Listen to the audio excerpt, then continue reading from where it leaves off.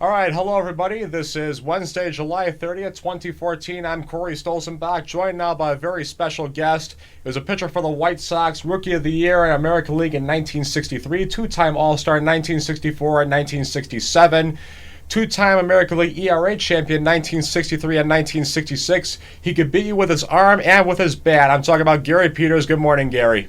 Good morning. All right, sir, thank you very much for joining me. You make your debut September 10th, 1959 against the Washington Senators.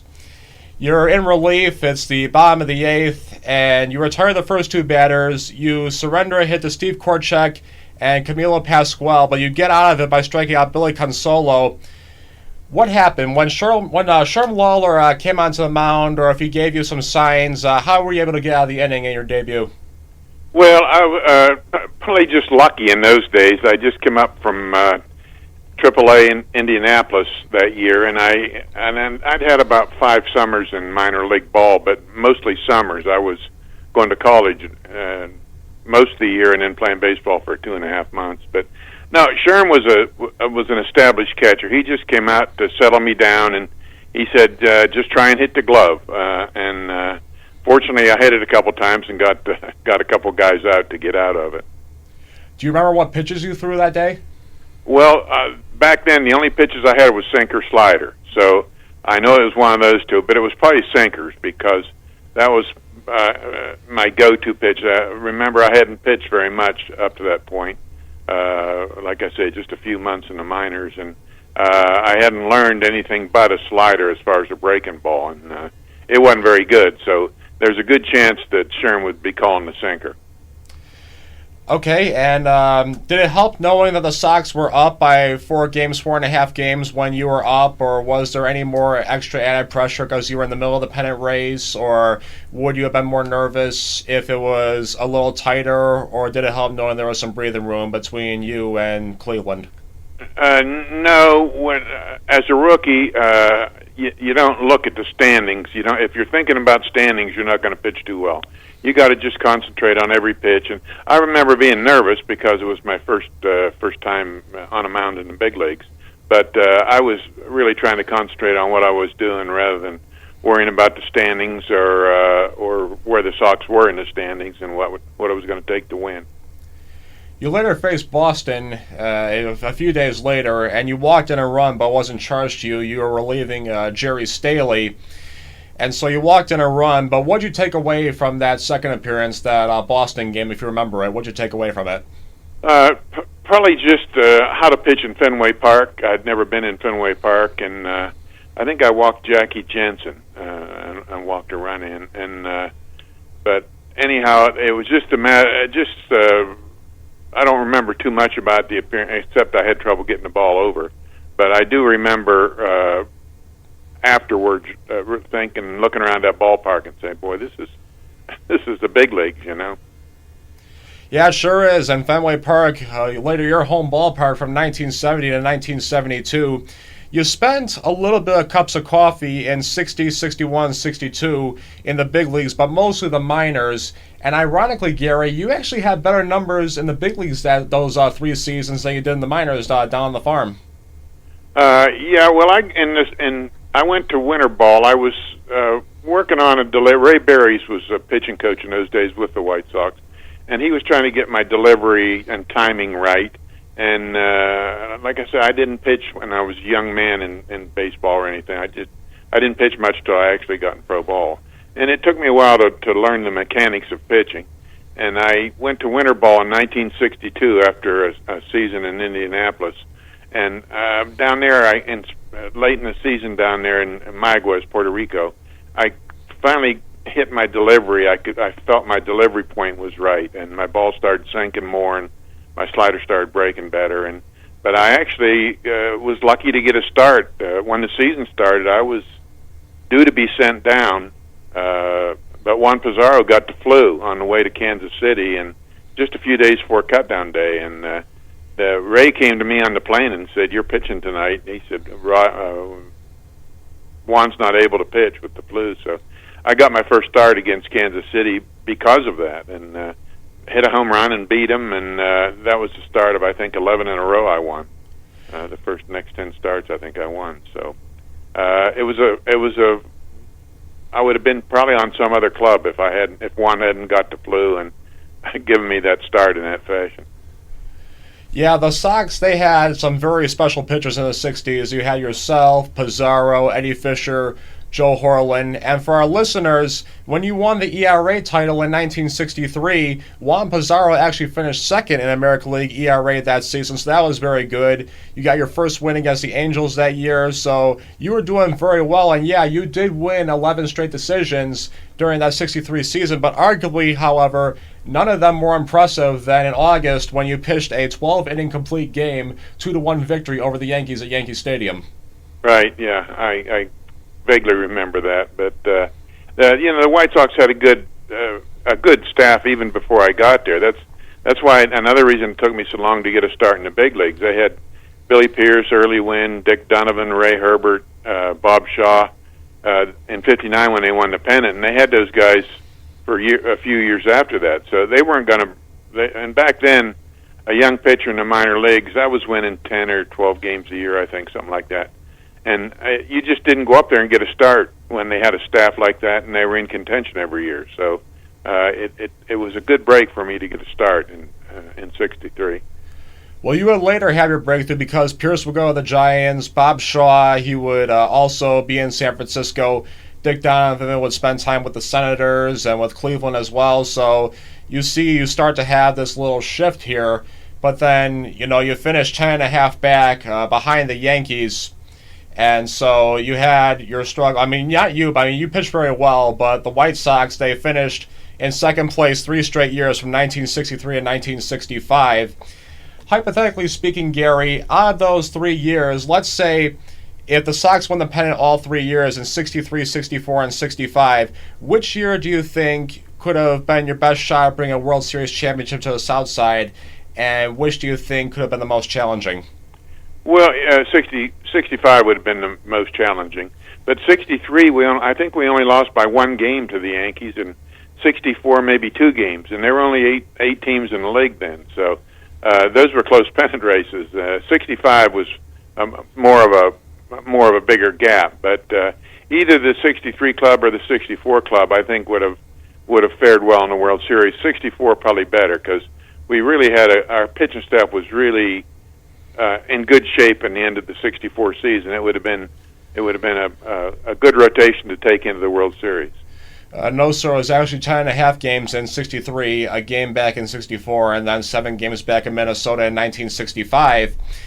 Are there any games that you think of, though, between those 3 years, from '63 to '65, you think to yourself, hey, if I had just pitched a little better in this 1 game or 2 games, that we could have won the pennant and gone to the World Series?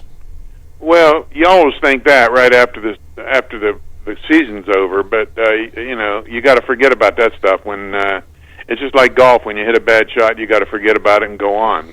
But you do it like after a game or after the season. We were disappointed in '64 because it was so close, and you sit around and think a little bit about, well, if I'd have made this pitch and won this game, we'd have tied the Yankees just with 1 win. So. You think about it, but you can't think about it too long, or it'll affect the way you pitch in the future. And for most of the season, though, you guys weren't chasing the Yankees; you were actually chasing the Orioles that season in '64. Yeah, I believe so. Yeah, they had a great pitching staff also. Yeah, they did, but also had Brooks Robinson, who was the AL MVP in '64, and Boog Powell. He was a great home run hitter. He was. Let's talk about Al Lopez. What was your relationship like with Al? Well, Al was the old type manager. He wasn't buddies with the players. He was a great manager. He knew baseball well. He handled the press great. He got along really good with the press. But Al, you didn't like today's manager. I see him joking and playing cards with the players and stuff like that. That wasn't Al. Al hung around with his coaching staff, Cuccinella, Ray Berries, John Cooney, I think, was there, and Don Gutteridge. And he didn't associate socially with the players. And Al, you really didn't. You didn't go up and talk to him unless he talked to you first. He was that kind of a manager. He kept the players at arm's length, which I think was good because then when he had to chew you out about something, he wasn't chewing out a buddy of his. Some of these managers, I think, they have trouble enforcing rules and stuff because they're buddies with the players to start with. Are there any managers in today's game that you think of who come to mind? No, not really, but it's a whole trend. I don't think there's hardly, Eddie Stanky was the same way. I mean, you could talk to Eddie, but it better be about baseball. He was all baseball and all business, and but he was the same way. There wasn't any mirth or any joking or anything like that going on back in those days. Those managers didn't put up with it. Yeah, Eddie Stanky would be Al Lopez's successor in Chicago. He was the starting second baseman for the Giants when they won the pennant in 1951. You had to deal with quite a few managerial changes in the late 60s. Al would come back to manage again. You had Eddie Stanky, who managed you for a couple seasons, Les Moss, Don Gutteridge. How'd you deal with all those different managers in such a short proximity? Well, it didn't really change me much. I mean, I pitched. It would be different for me to be changing catchers all the time. With if you got new catchers through trades or bringing them up, but I pitched to 2 or 3 of the same catchers all the time, and that would affect me more than managerial changes. It didn't matter who was managed as far as the way I pitched. I had to pitch to my strength, and managers I was fairly successful then, so all the managers pretty much left me alone. And the managers didn't call pitches at all in those days. I pitched a lot to J.C. Martin and Cam Carry-On, and they were both good receivers, and they called the game well. So it was pretty much my say what I threw to the hitters, my final say, and I think it still is now on a lot of teams. But I think on some teams I watch on TV, the manager's calling the pitches once in a while, which I wouldn't care for that. What are some things that baseball has today, like, say, Tommy John surgery, instant replay? What are some things that baseball has now that you wish was around when you were pitching? Hardly any of them. I'm thank heaven they didn't have the designated hitter. I wouldn't have had near as many complete games, probably. I don't like that. I'm not even sure I like this instant replay yet. I've been watching it, and I'm a big fan of fast games. And boy, the games are certain pitchers and certain hitters. I mean, the hitters, they have to fix their hitting gloves after every pitch, and the pitchers, a lot of them will step off the mound, and they get to playing these mind games. And I think a baseball game should be 2.5 hours. They all used to be pretty much 2.5 hours. I played a little bit of first base and right field in semi-pro ball or like a merchant's league, and I know I didn't like to play in back of guys that were slow pitchers. It's a lot easier to play good defense when the pitcher works fast because you can stay on your toes, and there's a tendency if the pitcher's trying to put the hitter to sleep, he might put his fielder to sleep also. So I'm a big fan of get the ball and throw it and get the hitter in the box and get the game rolling. Yeah, I was watching a game on ESPN a couple nights ago, and they were actually talking about if a pitcher should have a time limit to throw the next pitch, and I guess you'd be in favor of that then? Well, they tried that at one time, I think. A few years ago, they had I don't know what it was, they had a clock in the scoreboard, a countdown clock they tried. But, you'd have to do the same thing for the hitter. It's not fair to make the pitcher get it ready to throw, and then the hitter constantly asks for timeout and step out and adjust.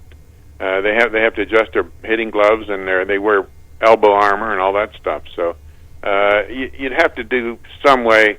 It'd have to almost be an umpire's judgment call, and it'll never happen with Major League Baseball players. Won't go for it, even the organization. So, but it would be good for the fans. The fans would like to see a faster ball game, I'm sure. Well, by no means were you a bad hitter yourself. You had 19 career home runs, and 15 of them came as a pitcher. Let's talk about that grand slam you hit against Al Downing, Cinco de Mayo, May 5th, 1968. What do you remember about that at-bat? Like, were you just trying to get the runner in, help your own cause? Were you going to swing for the fences? What was your strategy in that at-bat? The only time I swung for the fence was in batting practice, and I didn't do too much of that even in batting practice. No, I was just trying to hit the ball squarely. He threw me a hanging curveball, which a good ball to hit for a hitter. So, but no, I was just my hitting approach all was to just try to hit the ball squarely and hit it hard. I don't think I ever overswung. I didn't swing too hard, and I tried to hit line drives, and a few of them went out of the ballpark, which is fortunate. Which other home runs that you hit in your career are memorable to you or are special in your eyes? I hit one when I was with the Red Sox against Detroit. Louis was there. Louis Aparicio was also with the Red Sox, and we played in Detroit, and we each hit a home run, and I shot out the Tigers, I think, or they might have got one run, but we won the game. Louis and I drove in both the runs, and we won the ball game, and I remember that pretty well. And the other home run I remember was a pinch hit home run. Wes Stock, who pitched for Baltimore, I think it was '63. He had a bunch of scoreless inning strings going. I don't know how many, 30-some scoreless innings in a row. And Al Lopez sent me up to pinch hit with men on first and second. He sent me up to bunt, actually. And Wes had a real good slider, and he threw me two. And I fouled the first two off. And he threw me another one, and I just got lucky and hit a ball in the right field seats for a 3-run home run and won the game for us 3-2. So I remember that one well. There were a lot of really good home run hitting pitchers during your day. Bob Gibson, Don Drysdale, Earl Wilson, Rick Wise, Pedro Ramos, Dick Donovan, whom you mentioned earlier. Milt Pappas was another good one, so was Jim Cott. Was it just a coincidence that there were so many good home run hitting pitchers around the time that you played, or was there something going on?